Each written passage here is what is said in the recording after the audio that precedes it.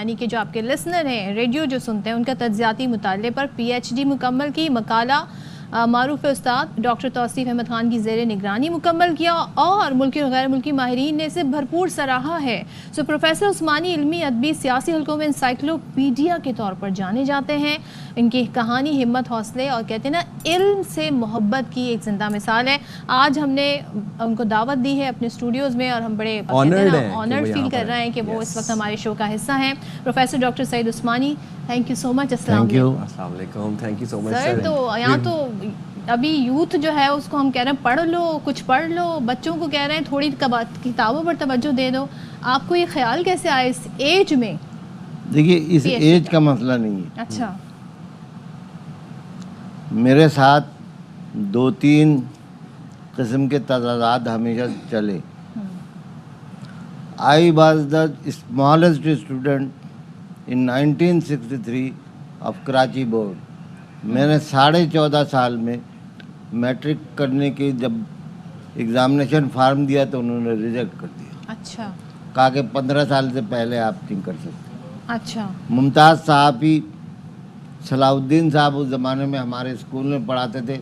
انہوں نے میرے والد سے کہا کہ آپ ان کی ڈیٹ آف برتھ بڑھا دیں. ڈاکٹر عثمانی میرے والد کا نام ہے، جو خود اب میں ایک کہانی ان کی بھی بتاؤں گا اسی علم کے حوالے سے. تو انہوں نے کہا میں تو جو ڈیٹ ہے وہی رہنے دوں گا، وہی رہنے دوں. بالآخر بورڈ نے مجھے 14.5 سال میں اس بات کی اجازت دی کہ میں میٹرک کا امتحان دے سکوں. اس وقت قوانین بھی سخت ہوتے تھے، اس پہ عمل درآمد. دوسری بات یہ ہے کہ خود اس تاریخ میں میرے ساتھ جو میرے والد نے MBBS کیا تھا 1944 میں لکھنؤ سے، ماشاءاللہ، اور 1960 میں انہوں نے جامعہ بنوریا جو بنوری ٹاؤن ہے وہاں سے عالم کا باقاعدہ 8 سال تک لگ کر ریگولر کلاسز کی اور باقاعدہ فارغ التحصیل عالم بنے. اور انہوں نے اپنی ایک جماعت بھی بنائی. اچھا. تو ایک یہ. تیسری چیز یہ ہے کہ میرے تایا جو تھے ہی was throughout first class first from matric to MSc in 1940. آپ کا ماشاءاللہ سے بڑا علمی خاندان ہے. تیسرا یہ ہے کہ میرے چچا، یہ تو تایا ہوگا نا چچا، یہ میں اس لیے بتا رہا ہوں کہ اس سے آپ کو پورے بیک گراؤنڈ اور ماحول کا اندازہ ہو. میرے چچا جو تھے پاکستان کے پہلے سوائل میکینسٹ تھے، انجینئر. کیا بات. اچھا عثمانی صاحب، تھوڑا سا ہمارے پاس وقت کم ہوتا ہے نا، تو ہم چاہ رہے ہیں آپ کی جو اچیومنٹ ہے، جو بڑی انسپائرنگ اسٹوری، ذرا اس پر آ جاتے ہیں. یہ جو آپ نے 80 سال کی عمر میں جو PhD کیا، یہ خیال آپ کو کیسے آیا؟ دیکھیے پہلی بات تو یہ کہ عمر کا تعلیم اور علم کے حصول سے کوئی تعلق نہیں ہوتا. یہ اصل میں آپ کے اندر کی موٹیویشن ہے. ایک بچہ 12 سال کی عمر میں بھی کمپیوٹر بہت اچھی طرح سے ایکسپرٹ ہو سکتا ہے، اور ایک شخص 40 سال میں میری طرح کا آدمی جو ہے نا وہ موبائل نہیں چلا سکتا. جب بھی تو یہ سوال ہے نا، کیونکہ اس ایج کے ساتھ آنکھیں بھی اس طرح کام نہیں کرتی. یہ سب چیزیں اپنی جگہ ہے، لیکن چونکہ میرا کچھ بیک گراؤنڈ بھی یہ تھا اور میں نے خود، اب آپ کو اور اس سے چیز علیحدہ بتاؤں کہ میری بیسک گریجویشن NED سے ہے. I am a civil engineer، civil technology میں BTech آنرس کیا ہے. اس کے بعد میں نے MA میں داخلہ لیا ہے اور اس کے بیچ میں گیپ ہے بہت عرصے تک. یہ ڈاکٹر توصیف صاحب نے مجھے موٹیویٹ کیا تھا. اس کے علاوہ یہ ہے کہ میں بہت طویل عرصے سے 1964 سے میں اس پروفیشن میں ہوں. میں وہی کہنے لگا تھا، جب آپ صحافت پڑھی آپ نے، جب آپ نے میس کام پڑھا، اس میں تو آپ کے جو کلاس فیلوز ہوں گے وہ تو ماشاءاللہ آپ کے بچوں، آپ کے پوتوں کی عمر کے ہوں گے.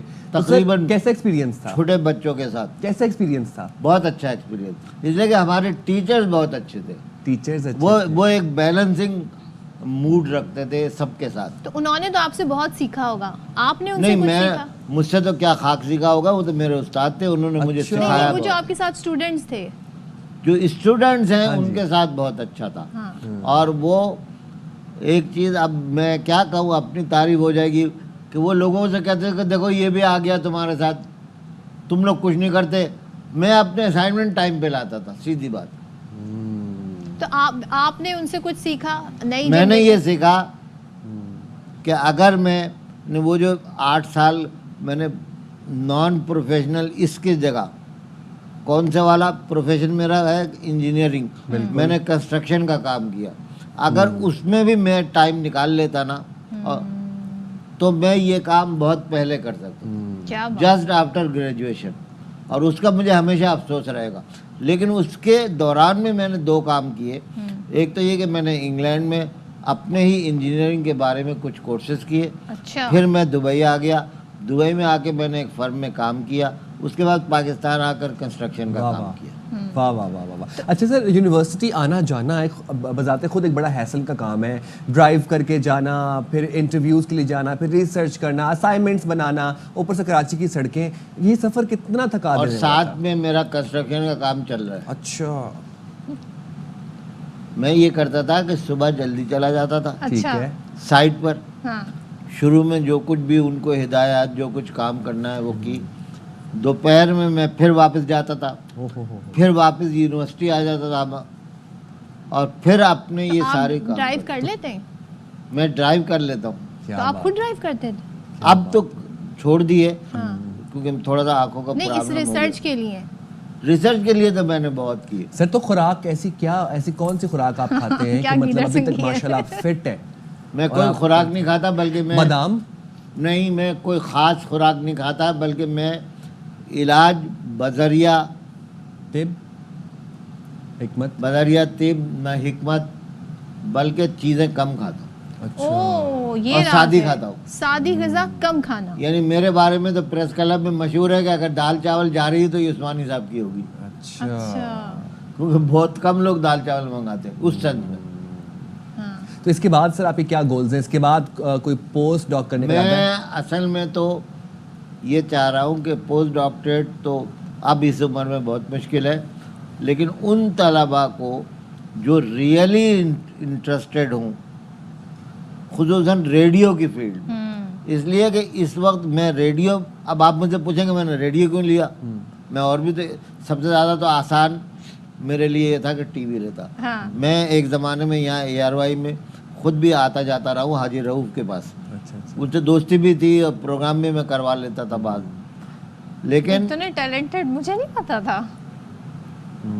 اور FM ریڈیو لینے کی بنیادی وجہ یہ ہے کہ میرے ایک دوست ہیں جو اس وقت دنیا کے 3 سب سے بڑے فزیشین ہیں آغا خان میں۔ اچھا، کیا بات ہے۔ ہم ایسے ہی بات کر رہے تھے ریسرچ پہ، اور یہ کہ یہ کرنا ہے، یہ کرنا کیسے کرنا، کہنے لگا یار مجھے امریکہ میں میرے ٹیچر نے یہ کہا مجھ سے کہ یار تم کیا جاؤ یہ آگے کیا کرو گے؟ انہوں نے کہا سر میں آرتھوپیڈک میں کروں گا، ہارٹ میں کروں گا، یہ کڈنی میں کروں گا۔ اس نے کہا یار یہ جب تم جاؤ گے وہاں تو تم سے 10 سال پرانے، 20 سال پرانے، 25 سال پرانے سرجن اور ڈاکٹرز موجود ہوں گے، تمہیں ان سے کمپیٹ کرنا پڑے گا اور بہت مشکل ہوگا تمہیں اپنی جگہ بنانے کے لیے۔ اچھا، لہذا ایسا آئٹم ڈھونڈو فرینکلی جو ہو تو میڈیکل کا، ٹھیک ہے، لیکن اس میں لوگ کم سے کم ہو۔ چلیں یہ زبردست ہو گیا۔ لیکن یہ جو تھیسس آپ نے کیا اردو میں، اب انہوں نے جب یہ بات کی تو یہ چیز مجھے کلک کر گئی۔ اوکے، میں نے پہلے ایک دفعہ اپنا ایک تھیسس بلکہ پاس کرا لیا تھا، ڈاکٹر زبیری کراچی یونیورسٹی کے ہیڈ آف ڈپارٹمنٹ ہوتے تھے ماس کام کے، ان سے ان کے پاس، اور وہ تھا ٹیلی ویژن پر 14 سال سے کم عمر کے بچوں پر ٹیلی ویژن کے اثرات۔ ویسے ماشاءاللہ آپ کی میموری بہت شارپ ہے۔ ٹھیک، انہوں نے مجھ سے کہا کہ یار یہ اس میں محنت تمہیں بہت کرنی پڑے گی، میں نے کہا ٹھیک ہے، لیکن ہوا یہ کہ انہوں نے جس طرح کی محنت کرانی شروع کی وہ میرے لیے ناممکن تھے فرینکلی، حالانکہ وہ بہت بڑے اسکالر بھی ہیں، ٹیچر بھی ہیں، یہ سب کچھ صحیح ہے۔ اچھا، آپ نے یہ بتایا کہ آپ کم غذا کھاتے ہیں اور کم سادہ غذا کھانا، نہیں، سادہ کھانا، ایکسرسائز بھی کرتے ہیں کوئی؟ نارملی۔ کس طرح کی ایکسرسائز؟ میں تقریباً 2.5 سے 3 میل تو منیمم دن میں چلتا ہوں۔ اوہ، بلکہ بعض اوقات اردو یونیورسٹی عبدالحق کیمپس جو ہے جو سول ہاسپٹل کے پاس ہے، وہاں سے میں ٹاور تک تو پیدل ہی جاتا ہوں. سر اردو زبان میں لکھے گئے تھیسس کو کن دشواریوں کا سامنا آتا ہے پاکستان میں؟ دیکھیے بنیادی مسئلہ جو ہے وہ تو یہ ہے کہ ہمارے یہاں اول تو اردو زبان کو تھرڈ کلاس زبان سمجھا جاتا ہے پورے ہمارے پورے سسٹم جو کے کہ اندر. ہے نہیں. اور وہ اس کو اس طرح سے اس کو اہمیت نہیں دیتے.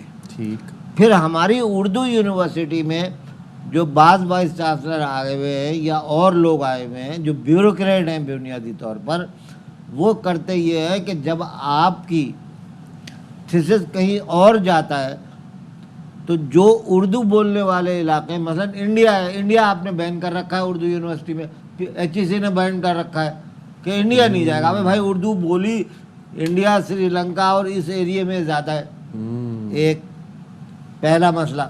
دوسرا یہ ہے کہ جب آپ کسی کو ڈھونڈتے ہیں بیرون ملک, خصوصاً امریکہ میں, ہاں ان کو آپ کو فیس دینی ہوتی ہے. صحیح بات ہے. جو HEC کی وہ آپ یہاں سے بھیجتے نہیں, وہ آپ کھا جاتے فرینکلی. اوہو بڑے مسائل, یونیورسٹی کرپشن, بڑے مسائل ہیں. لیکن ان سب کے باوجود آپ نے ماشاءاللہ بڑی لوگوں کے لیے مثال قائم کیا. اور اسی وجہ سے مجھے بہت ٹائم لگا. صحیح بات. نہیں ٹائم لگا جو بھی لگا, لیکن آپ نے کر کے دکھا دیا, یہ اصل بات. Hats of two you sir. Hats of two you sir. بہت تھینک یو شکریہ سو مچ. آپ نے ہمارے اور پروگرام بہت کے کچھ لیے ہمیں وقت سیکھنے نکالا. کو ملا. یس, پوری یونیورسٹی جی ہمارے ساتھ موجود, بہت